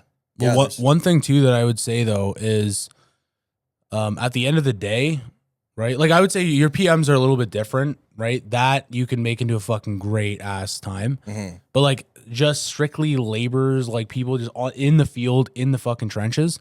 Like I feel like with those guys too, it's a little bit of pick your poison type thing. Like, you know what I mean? The sales guys, like I see most of these guys, they're grinding every fucking week, putting in the time, putting in the effort. And the tools guys, it's a little bit more laid back. You only got to show up 8 hours a day. You go home. You don't have to think about work. You don't have to think about, I'm not texting you, hey, did you set this lead? What are you doing? This, that, right? So you do kind of got to take the good with the bad. for sure. Right? Especially to scale. 100%. 100%. It's awkward taste of water there. Looks good. Okay. Bottle? What's that? Like glass? Yeah, it's glass bottle. Proper. I got my plastic, my little microplastics. Oh, fuck. Microplastics, yeah, for sure. Definitely psyoped. So, yeah. Speaking of psyops, remember when we were at this office and, you know, our trucks get broken into all the time and someone took your Andy Elliott bag with your phone in it. Oh, fuck. Yeah, we pulled a crazy psyop on that one. That was a crazy psyop for sure, yeah. Yeah, so we see that Tyler's truck got broken into, his bag's gone, his phone's gone. We track his phone down. It's like 11 p.m. into like the ghettos, crackhead, fucking frat houses. Just for a little bit of background here, though, like we're not actually that fucked. The fact that this happened like 3 times, it happened like 3 or 4 times. Yeah, where shit's just getting broken into, and finally, Justin and I are like, "Yo, we got to go do this something. Guy's getting fucked for sure." So yeah, we got some tools and we went in my truck. We tracked the phone down to this house. Remember what I did with the cat? Oh yeah, that was fucking nuts. So I found this guy's cat was like in the window and he wouldn't answer the door. So I stole his cat and then we knocked on the door and we're basically like, cat for the phone, and got it back. Bro, that shit was absolutely crazy. And then, but it was literally like you literally playing detective. Like it didn't even stop there. Like once we got the phone, it's like, hey, now we got to find this guy Dan. Yeah, Dan. We had to get Dan because Dan had the red knife that he sold to the guy, and he had your what did he have? He had your boxing gloves, all my fucking shit. Oh yeah. So then Tyler goes and tells this other person that knows where Dan is. He's like, I am a professional fighter. These are my lucky gloves. I'm like 22-0. If I don't find Dan back here in an hour, I'm gonna kill someone. Yeah. So then we went and got Chipotle, or no, we got some food, something. And we come back and we found Dan, and Dan's like, I don't know where it is. I put it by the thing. And we're like, no, Dan, you got to go get it. Well, because we found him, right? We found him sitting by the tent. Yeah, by the tent. But then we fucking scared the piss out of him, right? Oh yeah. And then it was like, hey, and if anyone ever breaks into our truck again, and I look at the cameras and it's not you, I'm gonna come after you regardless. For sure. You're done. So tell all the boys not to come here. Yeah. Because we're gonna fuck you up. Yeah. And I'll just never forget, like, we fucking wake this guy up. He's like under his fucking little tarp. We're like, Dad. He's fucking scared the fuck out of him, bro. Holy shit, dude. Oh, that was a good time. That was a fucking good time, bro. This office, though, like, I know that one of these days, like, there's going to be no one in this office, but, dude, this office has some crazy memories for sure. Yeah, 100%. Like the Flat Earth video. Oh, man. We don't go down the rabbit hole. Yeah, that is kind of a rabbit hole, but I mean, we could put the link in the description. Yeah, we should. The link will be in the description for a 6-hour documentary on potentially flat Earth, maybe some other things, and you might believe it if you watch the whole thing. Yeah, like massive batteries and cool stuff. Terran architecture. Yeah, yeah. You have to watch it. But okay, so realistically, I want to actually ask you something real quick because I know the story. Oh God. But it's got to be said, Okay, what's the story? So you potentially may or may not have some crazy stories about shrooms. Am I right or wrong? Oh, God. Okay. This is a long one, but I'll try to condense it. Okay. 17, 18 years old. All the boys wanted to do shrooms, hanging out with weird guys at the time because I was a stoner, not a good friend group, didn't really know them that well. Really important for doing mushrooms. If you're going to do it and you're watching it, don't do it. But if you're going to decide to do it, set and setting's really important. I didn't have the right set and setting. Go to this buddy's house. 17 or 18. It's late at night. I take 5 grams to the dome off like a piece of pizza. I just mucked it all. And turned out it was Devil's Night, which is the night before Halloween. I didn't piece that together, but I had to piece it together later when I try to match things at what happened. It's Friday. At that time, I was really into rapping. So I was looking at, like, I did a show at the Grin and Gator. I did a show there, and I was like, I'm going to go famous. Oh, you actually rapped live? Yeah. Oh, yeah. That's fucking dope. Yeah. So and it wasn't like it was like 10 people. 5 people, yeah. Yeah, exactly. So anyway, but I was actually like thinking about this as a career choice. And I was also going down rabbit holes of like Illuminati and all these things of like, how do you actually make it? And like the celebrities and all that. Right. Mm-hmm. So anyway, this guy that was taking we all took shrooms, and the vibe was fucking super weird. So I went, were like downstairs in like a circle. We're on this couch, and like, I'm getting like side eyes from guys. They're playing this weird, eerie music. It was just like super dark. So I went up to the kitchen, like just to kind of be away from them. And then this one guy comes, and my mom was warning me about for a while, because he would come to the house and like take our chips and like piss off the front porch. Mom just didn't like him. He doesn't have manners. And he basically sat down just like this. And he basically gave me this big speech on how I need to sell my soul, like if I were to do anything with music. And like, tonight's the night that I could actually do it. Like the boys can make it happen. Yeah, we want to be part of your journey. Like you can sell your soul tonight. This is real. And it felt real, and it was real. That's what he's saying. And so I know that you're going through this fast though, but like, I'm like, the first time you told me this, like I could see it legitimately in your fucking eyes. Dude, like, it was like, I still get chills. Yeah. So he tells me basically to sell my soul. And he was like morphing into like this dark figure. Like I felt like he was possessed. That's what I was putting in my head at the time. It's Friday. So I was like, I'm not going to sell my soul, obviously. And so I went to leave, and then he went and blocked the door, and he's like, you're not leaving. And that's when I really got into panic mode. And I remember, I don't know where this came out of me, but I remember putting my hand on him, and I was like, stop leeching off me, you demon. Like something along those lines, but like, stop, something demon, stop.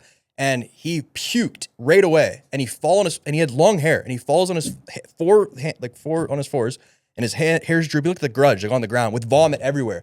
Then I was about to say his name. This other guy comes and sees the whole thing. The one guy I'm kind of on the same wavelength as him, that I knew him growing up, he goes and locks himself in the bathroom because he didn't want to have any part of what was going on. This other guy comes, goes in the garage is right by the front door. The guy's on the floor by the front door, there's vomit everywhere, gets this picture frame, or like this picture in the garage, and starts rubbing it in these weird ways on the vomit all over the floor, like in fucking like a demon, like fucked. And so I ran home, and it was super weird at the time. As I was running home, I was barefoot, and I wrote a rap like months ago where I was saying like, I'm barefoot, booking after life until my death, some weird shit I was writing. And I was saying it as I was running home, and it was exactly my reality. It was just super weird. That's crazy. So I get back home, and I was tripping out for a long time. You know, I had a loop where my mom would bring me water, say everything's gonna be okay tomorrow, and then give me water, everything's gonna be tomorrow. I was like in a loop. Like I thought, so I actually convinced myself, and this is where like I start going nuts, that I died at my friend's house, and I had to go back to get into my body to like be alive again. I thought I was in like purgatory or some shit. You're tripping. Yeah. After that, I was tripping. So I went back. And I called my brother, James, on the way back. And I was like, dude, please come pick me up. Like, I'm tripping out. And he was bartending. So he's at Barking Frog bartending because it's like Halloween night or night before Halloween. Yeah, so I'm going back to the house thinking my body's there. And I called my brother, James, at the time. And he was working at Barking Frog because it was like the night before Halloween. So I was like, I need you to come pick me up. Like, I'm tripping out, all this shit. And he was always like the guy I'd go to when I was like in like trouble. And, but he also is like, likes to fuck with me as well. So he shows up there, and he has this like contacts in of like these fully white contacts with like snake eyes.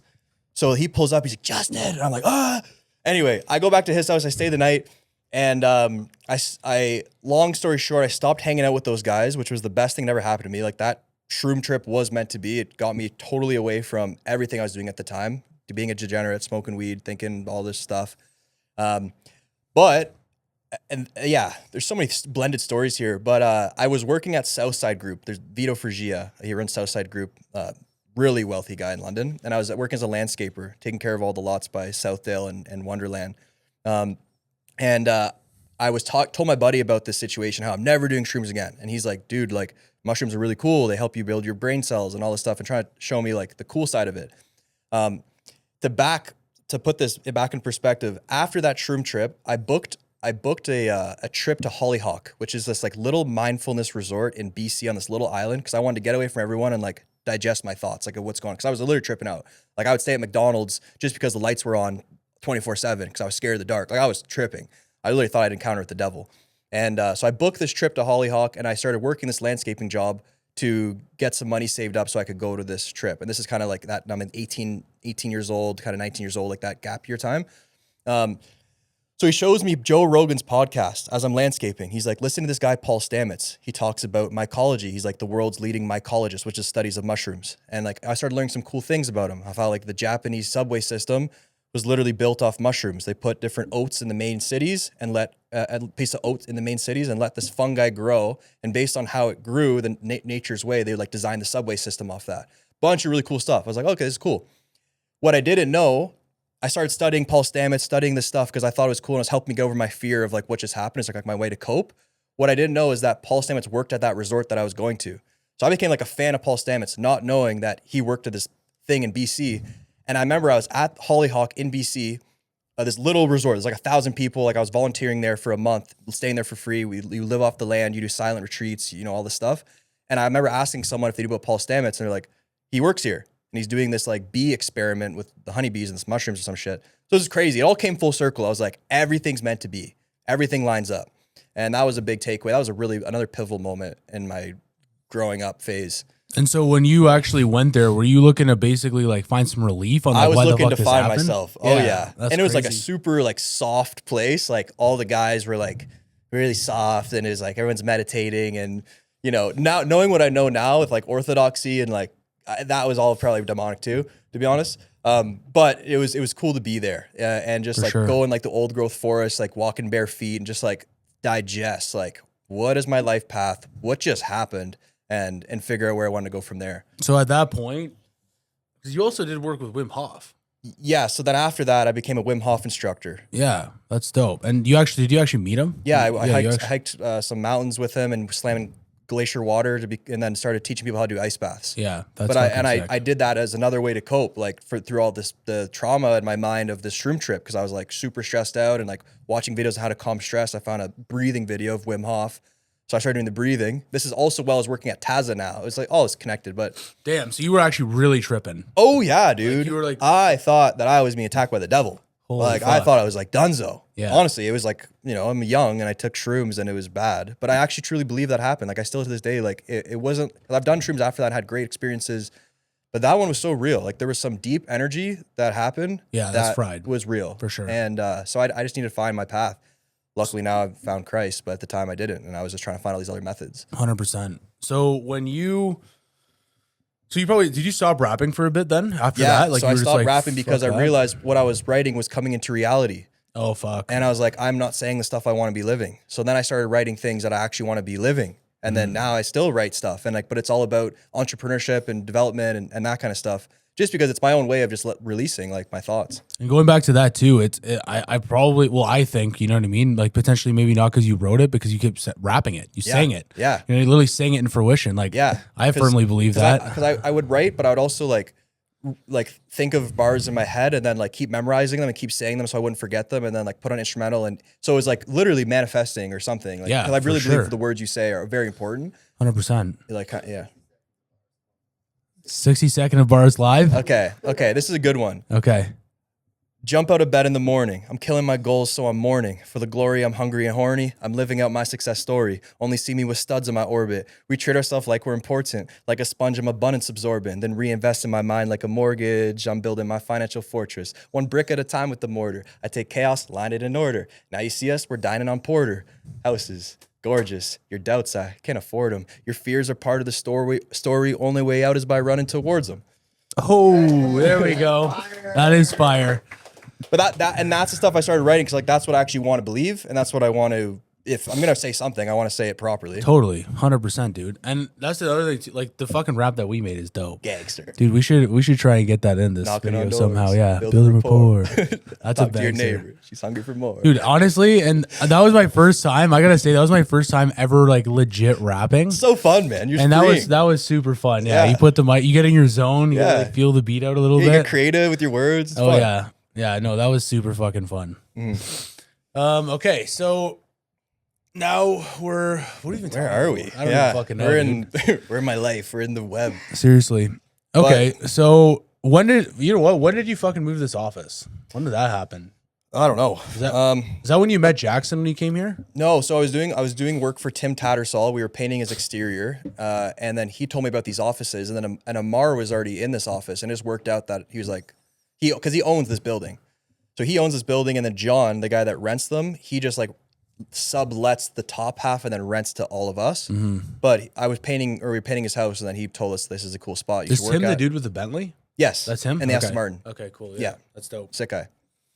Yeah. That's dope. So yeah, that's how it happened. And then Amar was here, and then Jackson came. Like he cold DM me one time, like, "Hey, I saw you did $1 million a few years ago. Like I want to do that." So we were chatting, and then he moved in the office. I don't know if you came after that or if you were before. So I came. So he moved in from what I know, and then he moved out.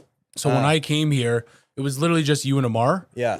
And then Jackson ended up moving back. Yeah. Amar was never here. No, It's he was just never you and here. No, I from know. Like 7 a.m. to 2 a.m. And dude, that was a grind. Like literally, like that was fucked, man. Like every single night till like 2, 3 a.m. We'd be here like watching crazy stuff. For sure. Yeah, like just anything that we could fucking that we could watch. It was nuts, man. Like we got into some nuts stuff. Like you know what I mean? Like the gay line. Huh? You know the gay line? You ever seen that one, the Andrew Tate podcast? Oh yeah, okay. The gay line? Yeah. Yeah, everything from that to flat earth to I don't remember watching the gay line with you, but we watched it in this room. Yeah. Okay. Anyway, yeah. Sorry. It's so fucked. But yeah, we watched a lot of things. Yeah. We could expand on the gay. Nah, Yeah, you should probably explain so it gives context. To the okay, so situation. basically, What's the gay line? Here, the gay line. Okay, this is a theory. Oh God. Basically, we're watching this Andrew Tate video. Okay, and he's talking about someone from Hollywood, right? And basically, what he's saying is that there's a certain level of fame and glory that you can get to in this world. And then you have to do something super fucking gay, and then you can get above that level. Yeah, like Brad Pitt wearing a Basically. dress, or like there's all this like But like if you look at like who was it, John Cena? yeah, he comes down in a dress That's or naked too. naked, that's like, what it yeah, was. it's like the it's like initiation off like humiliation, and you got to do it. And there's probably a lot of things like that to get blackmail, so you can't go back. That's probably what Bieber's going through. He looks fucked right now. Oh, for sure. And dude, like, but when you literally look at like some of the stuff that he brought up on the video, though, it's so fucking true. Oh yeah, it's hilarious. Like some of the shit is nuts. Yeah, but that's good you expanded on that because Yeah. there's like two guys watching Gay Line. It's like you gotta go into the depth. Yeah, well, basically, watch the Andrew Tate video. I don't know what it is. It's emergency meeting or something. I don't know what one it is, but type it in. Just watch it. When yeah, you type. just yeah, for sure. Yeah. Yeah, don't just open browser for sure. But yeah, okay. Well, you know what? Let's get back on the success path. Yeah, let's do it. So, what does the future of Trade Launch look like in your eyes? Yeah, that's a good question because I was on a podcast with Josh Abramson, who runs Albright Painting. They do 15 to 17 million a year just Gangster. in painting, and I'm training his sales team. We got connected through a series of events, and he was talking about how he writes, instead of writing just a 1-year vision in like the first person as if you already did it, writing a 5-year. And he sent me his, and the detail, it's like 4 pages with pictures and like literally to the T exactly what he wants to be experiencing as if he experienced it in 5 years. So I wrote mine out. But where I see Trade Launch, I see it at, for revenue, $1 million a month. I think we can definitely get there, especially with the recurring. But more importantly, like and I want to be in West Palm Beach, having a leadership development facility where contractors all over the world fly down. They do a bunch of leadership training. We also go to do flyouts, go to them. We're doing public speaking. We're just really elevating the space. Fuck yeah. So getting a lot more guys in, making it more known for different trades, not just for painting, not just for GC. We scaled fencing contractors like Tony, literally in London, went from 0 to 1.4 mil his first year. Fencing, hardscaping, flooring, all that. There's all the systems work for the different trades. So just getting it 100%. more well known, going on more podcasts, talking about it more. But that's where I see, and then getting into potentially acquiring these companies or like partnering with them and then really scaling and having a piece of the pie. For sure. 100%. Yeah, that's gangster. And so just out of curiosity, when you're making this 5-year plan, you're basically doing the same thing as 1 year, but you're speaking as if it's 5 years in the future? Yeah, because what you're saying is people overestimate what they can do in 1 year, but underestimate what they can do in 5. True. So it's a really cool thing to do, like just like really mapping out where can you imagine yourself in 5 years. And so I try to write it really vivid. I was like, I'm walking on the beach right by our property in West Palm Beach, Florida. I'm walking my dog Bronco. The sun's hitting my skin. I feel the warmth. I feel so grateful for how life's been. You know, this is where things are at. And I kind of explain and just wrote it vividly so I could feel it. That's awesome. And that's the advice he was giving. So he actually does it for people all over the world. He helps them create their 5-year visions. So really interesting stuff. Was that similar to the guy that does the mission statement? Is that similar? Yeah, similar. Is that because you were talking about some guy that's a different guy. Different guy. Yeah, but that's a different coach. Because that's also sick. Yeah. That's also sick. What is that like? So I'm working with this, it's more of a personal development coach. And he just so happens runs a massive painting business, and then also has a holdings company that owns I think 30 to 40 other painting companies, crushing it, completely outside of everything. Just flies his plane and does like 100-kilometer runs. Like he's just like an ultra guy. But we're working together on just figure out my exact like life. It's called life architecture of like, so you can really line up everything you're doing in your life. So you have like these core purpose statements for that encompass everything. So you talk about, you know, relationships, faith, how you want your home to be, where you want it to be, your business, your relationships with your friends, your employees. Like you say everything and exactly what's the ideal. And then awesome. He calls it like a verbal tattoo that you have that resembles that. So he's like a certain sentence. Like one of mine is like carry my cross and the logs. So just like reminds me to stay driven with faith, but also like balancing work and carrying the logs, like Goggin says. So like little statements like that like I can think about and I remember my path. Yeah, that's dope. And another thing too, right, is going back to people underestimate what they can do in 5 years, right? That is so true. People underestimate what they can do in like 2 or 3 years too. Like probably a year, man. Like honestly, like dude, I really remember like there's no fucking way. If I was talking to my 18-year-old self, I knew I was a fucking animal from the beginning, but not this much of an animal, you know? Yeah. Because it's just like, it's so hard when you start out to think about like, you're like $1 million. Like that's absolutely crazy. Crazy. And like you tell someone average on the street, and that's something that I've kind of realized now where it's like, you do have to be careful because as you kind of climb up, everybody has their comfort level. Mm-hmm. And eventually, if your comfort level is low, your threshold is low, you're going to have way too many people telling you that $1 million is this massive, big ass fucking thing. Mm-hmm. When like, sure, pat yourself on the back for a couple of days, but at the end of the day, that's fuck all. Yeah. Truly, I was on a podcast with another guy today. I did 8 podcasts today, like on Zoom. So I feel fried. But I was on a podcast with, I don't want to say his name, but this one guy that he hit a 1 point something million and he's 20 years old. And a lot of people are like praising him because he's so young. But I remember what happened to me when I got all this praise. It went to my head, especially young. So I was like, dude, like you're not like that's nothing yet. And like you have a choice right now to like let all this go to your head that's so young and then take your foot off the gas or just realize you're such a small fish in a massive, massive ocean. And there, there's nothing. And honestly, like I'll be 100% transparent. It's like that was actually a huge benefit of me being close with you was like people would come to me and be like, oh my God, you did fucking like whatever, $1 million and this amount of money. And I'm like, dude, look at this guy. Like I'm selling fucking $25,000 things, And it's like, you know what I mean? Your team's crushing in painting. So it's like, I have those above me too. And that's why it's so good. Exactly. Like people say comparison's the thief of happiness. I think comparison is the recipe for hunger. For sure. If you use it in the right way. 100%, dude. Cause that's one thing that I specifically remember. It's like, people and mostly family members and friends who are not in the game, they're like, oh my God, that's insane. But it's like in my head, I'm like, dude, I have this buddy and he's fucking destroying. And same thing with Jackson even, right? Like, and it's just like, it's really not that crazy. But yeah, in the beginning it seems nuts. So I think there's a very low threshold for most people, which makes me happy because I know people like us will just go out and kill. Yeah. And there's something to be said of setting a vision that you don't even fully believe yet.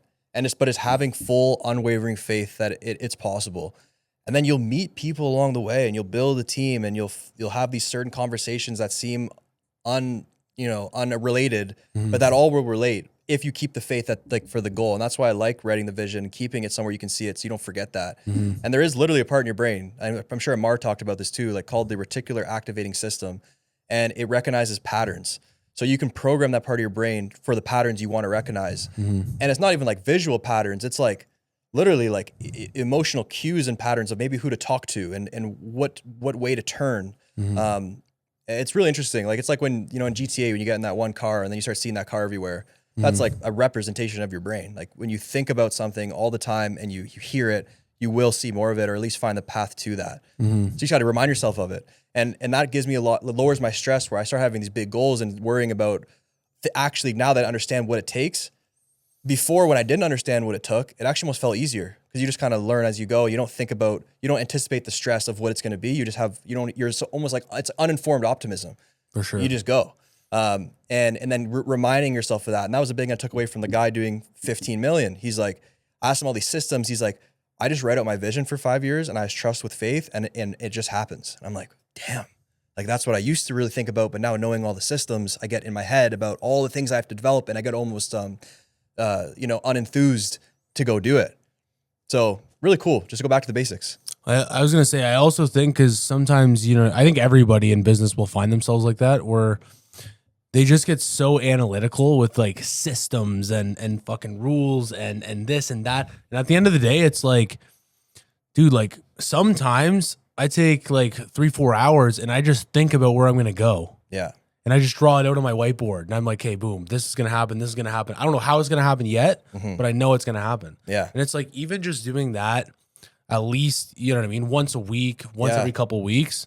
Like, I think that resells yourself on what you're doing. 100%. You feel alive again. You're like, okay, I'm still going somewhere. 100%. I was listening. We actually were both at PaintCon when I think it was Brandon Vaughn that runs Hirebus. Remember his talk? Yeah. He said entrepreneurship is jumping off a cliff and building your plane on the way down. For sure. It's not building the plane first and then jumping off the cliff. It's jumping off the cliff, building the plane on the way down. It's so sick. Great quote. Yeah. That's what it is. One thing that I actually loved about that guy too was he was not jacked the fuck up like Andy Frisella or Andy Elliott. Yeah. He was like his own guy. But just every word that he said, a sniper value. Soft spoken, didn't need to do the hoorah. Yeah. And you just gripped every sentence of it. 100%. And he brought the ultimate weave at the back about, like, cause he started his talk where it was just a white slide. And he's like, this is entrepreneurship. When the window of your plane is foggy, you can't see there. You just jump off a cliff. All you have is the windshield, it's just white. And he goes in his whole thing, and then it's clear skies. He's like, then you built the plane and you're good. Like, fire, bro. Yeah, it was a dope presentation. Yeah. But yeah, I do think though, like 100%, I know I get caught in it. Just like the chaos of fucking daily shit. Yeah. And sometimes you just got to take a step back and be like, man, let's keep the dream alive. Yeah, you got to keep the dream alive. And that's literally, I was reading Barbarians to Bureaucrats, and it's like the corporate life cycles of a business. And it talks about when cash gets low or when things get hard. If you as the owner, of the leader, let that affect the culture, and the culture also goes lower with that, that's when the business fails. But if you can improve your culture during times of ultimate stress, that's when the business is bound for a fucking boom. Because as soon as the opportunity comes, the boys are ready. We're all over it. You know what my favorite quote about culture is from I'm going to show Jocko's book, Leadership Strategies and Tactics, is culture is not what you preach, it's what you tolerate. Which is crazy. It's huge. And I really, it's the bare minimum. It is, right? It's not what you preach, because at the end of the day, I mean, that's why I really like the Murphy challenge for us. Yeah. That's something where I'm not just preaching to the guys. It's like, if you guys don't do your shit, we're doing this. Yeah. And if you don't want to do it, then I'll help you fucking write your fucking application for McDonald's. Because they'll fucking definitely accept you. They won't make you do the Murphy challenge. That's for sure. No chance. Yeah. So that's where it's like, dude, I don't want to do the Murphy challenge. No, but I have to enforce it. And I like that you have it, that it's the if one guy doesn't hit their KPIs, because that is what you tolerate, right? That's the bare minimum. You could have an outlier or two outliers that are crushing it, but that's not the culture still. It's it's who's at the bottom is the culture. And the other thing too, right, is you also have to realize, like, for any business owner or anybody out there who's looking to build a team, is you keep your team accountable, not by you enforcing it, but by your guys enforcing it for themselves. That is the only way that culture spreads. Culture does not end at you. Because I can't come into this room and preach to my guys and say, hey, look, this. Yeah. And then I leave the room and then it's all fuckery again. Yeah, you can't control the conversations. You're not there. No. Well, you can if you find the right people and you make an imprint on them. Yes, 100%. But at the same time, like in the beginning when you're building this culture, you can't spend your time worrying about, oh my God, is this happening? Is this happening? Yeah. At some point you have to give the trust. Yeah. And then when the trust is broken, you got to tighten the noose again. It is what it is, man. Like that is business. And yeah, just to go backstory on the point of the low, like doesn't matter if everyone hits their KPIs but one guy. I do not care because in the Army, you know what happened? Everybody would be running. Everybody would be doing everyone would be doing push-ups except for that guy.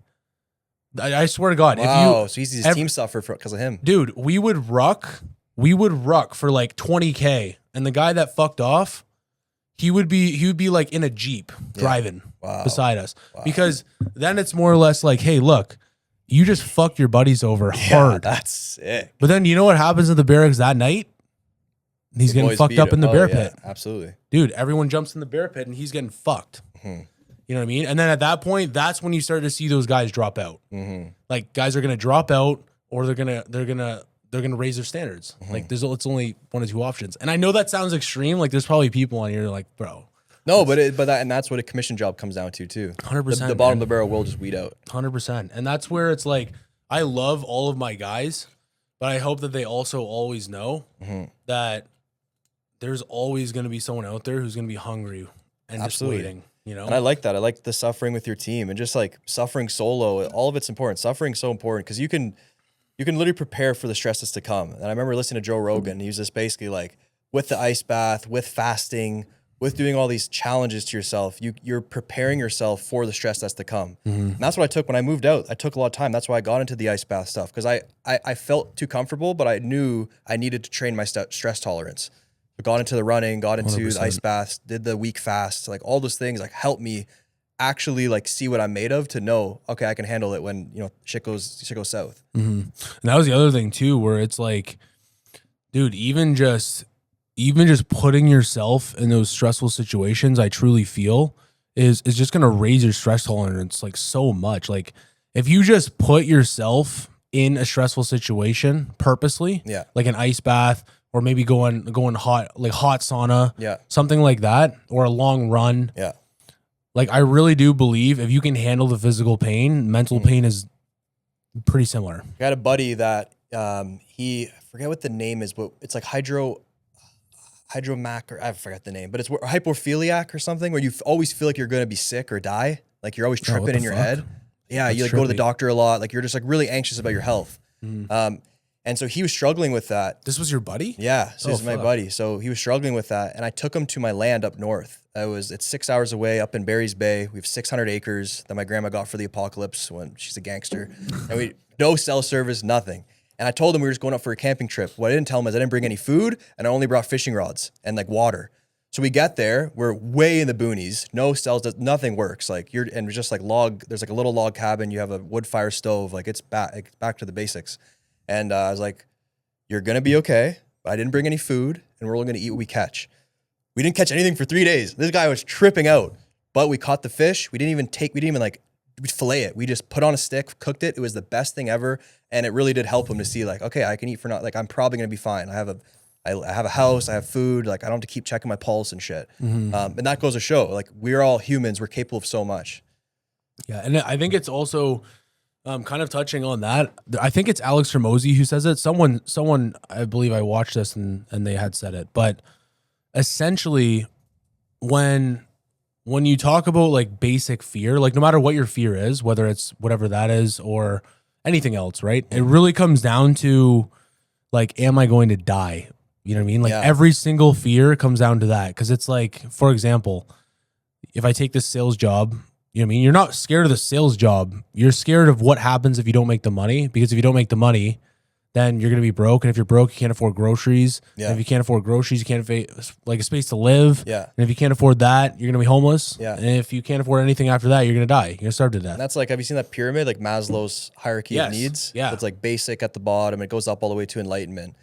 And, you know, a lot of people live in scarcity are operating at the bottom of the pyramid where they're just in fight or flight and survival mode. And it's tough. That's like with the way that things are going, like a lot of people can't afford rent and can't afford groceries, and it's fucked. That's why it's like be so sick to make a lot of money and just bless people, 100%. especially the ones that don't have like the education or like just don't have like the resources. Because some people like, yes, everyone's capable of it, but like, yeah, they can go on YouTube and watch the videos, but don't even know the videos exist. They don't see it on their feed. Like, you know, if you were to probably open up a raw iPhone and look at a YouTube feed, it would probably be like Mr. Beast, some type of propaganda on the news. Like that's what it's going to be. And then you're going to watch that. Your algorithm's going to feed you that. They don't want you to succeed. Yeah. And that is what it is. Like, and you can tell a lot about a man by his algorithm. If you go on Instagram and you go to the search thing and you start seeing, you know everything about him. For sure. Yeah. What I want to get to the point with my culture is like we do algorithm checks, but that's a bit extreme. Dude, I'll enforce that tomorrow. Let's get it done. You know?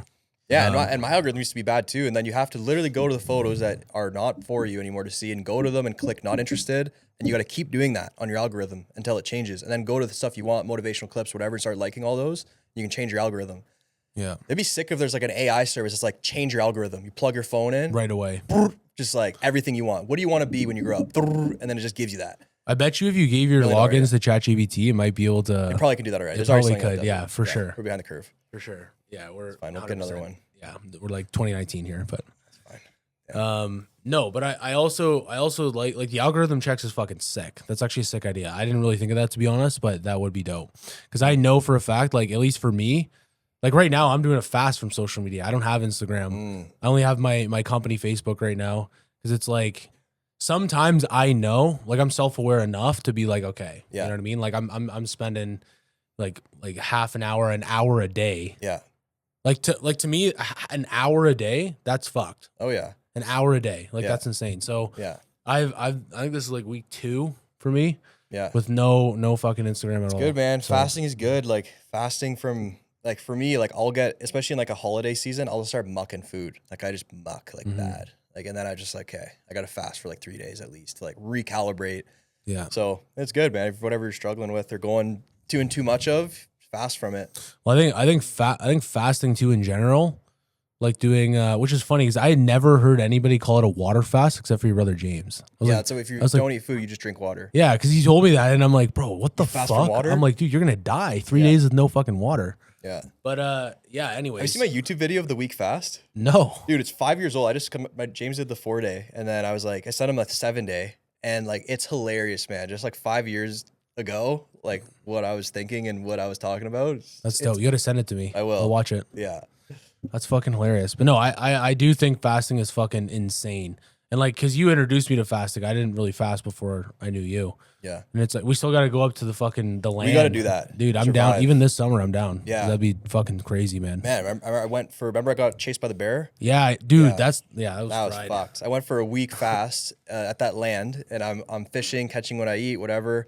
And I was doing a barefoot walk in the woods, and this bear just comes out of me, this big black bear, and I didn't know what to do. Like I literally was so scared, like because you're supposed to scare the bear and it's supposed to run away, but I was like, there's no chance I'm gonna scare this fucking bear right now. Like it's like going to eat me. So I just ran, and then I ran like I think 5 or 6K barefoot like back to the thing, and then I was scared to go back because I was like, I don't have any weapons. Yeah, this thing's gonna be raided. It's me in my truck chilling, like it's gonna be all over me.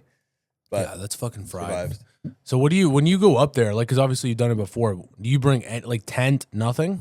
We have a log cabin. Oh, okay. It's a pretty shitty cabin, but it's a cabin. And then probably no fucking sewer at all. No. You have an outhouse. Nice. Yeah, and spiders will crawl up your butt. Nice. Be careful those ways. Yeah, that's manly. No, there's a fishing rod, or I brought my bow. Nice. Catch rabbit, partridge. Dude, bow would be sick. Yeah. Compound bow. Yeah. Oh, damn. Yeah, it's sick. No crossbows. No, you can't have the scope. You can't have it. I guess it's got to be the sideways. Who was the guy that we were watching that's Cameron Haynes. Yeah, that guy. Yeah. That's who got me into like long distance running and bow hunting. I thought it was like I had a phase where I was just bow hunting and like running. Well, because he still fucking works a job too. Yeah, he works a 9 to 5. He runs a marathon a day. He runs half marathon from like 3 a.m. till 7 a.m. This is Cameron Haynes. And then on his lunch break, he hits another certain amount of clicks. And then after work, he hits another certain amount of clicks. And he hits a marathon a day. He does like 100 milers, 200 milers. Because all he's training for is bow hunting. Just to be the best bow hunter in the world. And he is the best. Bro. He's sponsored by Under Armour. He's making racks. Like Joe Rogan has him on. He has all his own branding stuff. But he still works 9 to 5 just because he likes working a 9 to 5. I know, that's whack. He's super cool. Dude, the amount of mental toughness, though, you need to do that. Marathon a day. A day. Yeah. Dude, like you got to be taking. Not capping, like it's actually a marathon a day. Yeah. Like that's where it's. And you got to be. Like you gotta be taking really good care of your body. Yeah. Especially because he's like, how old is he? He's got to be like 40s. Yeah, he's 50 something, I think. Damn. Yeah. Damn. His son is Truett Haynes, and he just broke the world record for most amount of pull-ups, beat David Goggins' record. Holy shit, that's his son. Yeah. Yeah. Damn. Yeah. That's fucking crazy. I wonder if David's gonna come back. Probably. He probably will. Dude, that's why I like and I haven't done like a marathon in a while. That's why when I was back at the butcher shop time and living at my uncle's house, I was listening to like Aubrey Marcus, Joe Rogan, like all these guys, and they talked about suffering. That's why I started doing the marathons and running, and like I literally saw it as like a microcosm of what I was about to go through with business, because I already signed with Student Works and I was about to go through it. I was like, it's kind of you get a good juice at the beginning, you're feeling good, then you hit this like crazy pit and get out of it, then you hit another pit, then you keep going, and then you finish. And it was just like, if I could do this multiple times, I could probably run a company. For sure. And that's actually so similar to how I feel in the ice bath. Yeah. Like that, like me and you both went for 20 plus minutes. Yeah. The one time I was fried. We were competing. Oh yeah, it was fucking nuts. Yeah.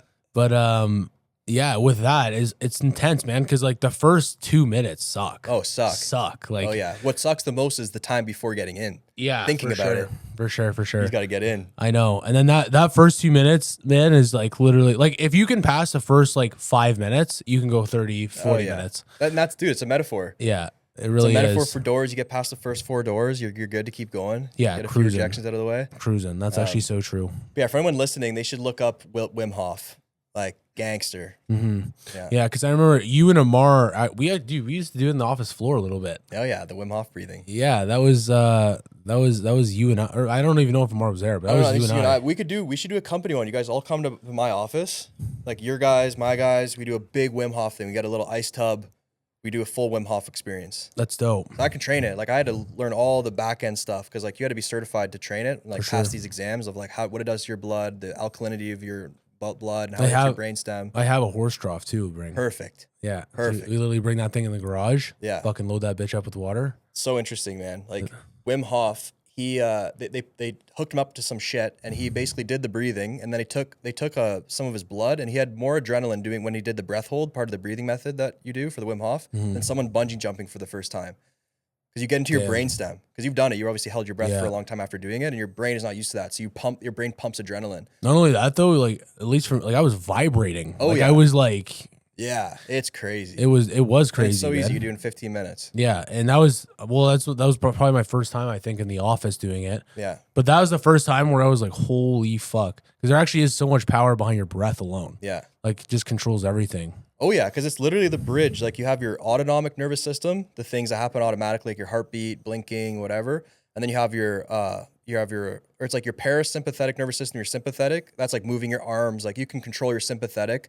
Parasympathetic you can't control. But what Wim Hof discovered is that your breath can bridge into controlling your parasympathetic, like controlling your heartbeat, controlling your sweat glands, controlling all this stuff. So they injected him with a piece of a cell wall of E. coli, and which was supposed to elicit an immune response, but he did the breathing and he controlled his immune response. And now they like literally changed the textbooks. That's crazy. And then he got a bunch of students and taught them the method, and then they also combated the immune response off the breathing. Holy so it's like you can literally control like your whole body. And that's how he was able to do like a 2-hour ice bath, climb Mount Everest in his shorts. Like he did some crazy shit. He's like 26 world records. Yeah. So it just goes to show like we can do anything. How was it working with him firsthand? Nuts. He's nuts. He's like 70 years old. He's got like a 28-year-old wife. He's freaking off the rocker, but he's sick. But yeah. It's fucked. Glacier water. Yeah, we hiked a mountain. Where were you when you did that? Mount Rainier. Where the fuck is that? It's in Washington. Holy shit. So we hiked this mountain, and then we swam in the glacier water. And it's like, if you could last, you could you could teach it. Really? Yeah. That was like the final step. Yeah. Damn. I did some stupid shit though. Oh, did you? Like I did like some LSD. I did a little bit of LSD on the way up. It wasn't good. I was in my freaking weird phase. Yeah. And I was tripping. I was going bonkers. I realized I was like, I'm in a cult right now. Like I was tripping out. Damn. But then everything was good. Was it you and just like it's all these weird like yogi guys? I'm like on this mountain. I'm like, what am I doing here? Yeah. Like, where did I get here? You just kind of fucking clue in. You're just hiking up a mountain. Like I literally like clued in, like mid, like people are doing the breath holds, breathe, fully in, fully out. And I clued, I'm like, what the fuck am I doing? Yeah, that's jokes. That's why I stopped doing it. Yeah, dude, that is fried. But honestly, though, 100%, that definitely brought some value, though. Oh yeah, for sure, dude, for sure. And even just to be able to do shit like that, where it's like, yo, you know what I mean? Today, in my business, because dude, no other business is gonna do that ever. Yeah. Where it's like, yo, today we're gonna fucking do a full Wim Hof / ice bath, breath hold fucking thing. Yeah, it's so cool. And that's the thing that that I like about, like, swinging this back to trade launch a little bit. But that's what I like about that, because it's like, we both have such different, like, cultures. Like, it's just so different than any other contracting business, any other, like, and there's really not many businesses like that, but we get to, like, teach people how to do it. Yeah, it's sick. Which is, like, the fucking most rewarding thing ever. So rewarding. And it's dope too, because as you, like, learn more about your own business, as you, like, unlock different doors, then you can just send the keys in trade launch. It's like somewhere to, like, put the keys. Yes. You know, and it's like, boom, okay, we've already completed this. Boom, this is the key for that. If you need it, it's here. Yeah, trailblazing. It's dope. Yeah, it's so much fucking fun. That's why it's like I bought other programs where the guy built the $1 million run rate company because he hit a few 100K months, but he maybe did 600K in a year, and then he stopped working and started coaching, and you just don't relate the same. Like, there's not a lot of, like, even the word coach is kind of like, now it's a buzzword. I like say it. There's not a lot of consultants that are doing the thing that they're also teaching, and then getting feedback. It's like, hey, how to schedule 15 crews in a day. It's like, well, I didn't know how to do it. I had to learn it. Now here's in the system how to do it. And that's why we can't stop, obviously. No, 100%. It just keeps you accountable. Well, that's the other thing too, where it's like, not only does it keep you accountable for, like, yourself, but on top of that, I feel like it actually gives you more drive to fucking just win. Yeah. Because now all these guys are looking up to you like you're the dude. Yeah. Right. And, like, it's good and bad sometimes, right? But of course, like, now you're like, damn, I have no choice. Oh yeah. I have no choice. Like, if I want to go out and do this with some of these buddies, or I got to get this done, I got to get this done. Yeah. Because I have, you know what I mean, 100 people plus potentially counting on me to get this done, to find the key to give it to them. Yeah, 100%. You know? And it's like, I truly fucking, like, that I think about that a lot, honestly. Yeah. I think about that a lot. Because it's like, so many people are, not the fact that, like, I don't think other people can do it, but more or less the fact of, like, I know I'm built for it. So I would rather, like, take the losses that I need to take to learn the shit. Yeah. To be able to then pass it down. 100%. You know what I mean? Like, and you know the song Adam and Eve by Nas? I just introduced Jay to this song, and it says in there, it's like, what was the exact line? It's like gray hairs of wisdom. If you got gray hairs, means you've seen something, say something. As in, like, don't gatekeep your shit. Yeah, don't gatekeep. You know? For sure. Like, if you know something, share it. Yeah. So that's why it's good being around like-minded guys, man. We can share. You got the podcast, bring people on. It's like such a good place to be where people can just freely share. So yeah, no, grateful you're having me on, bro. This thing's dope. Absolutely. Well, yeah. Okay. Well, we're gonna wrap this bad boy up. But yeah, it was an absolute pleasure. Thank you, sir.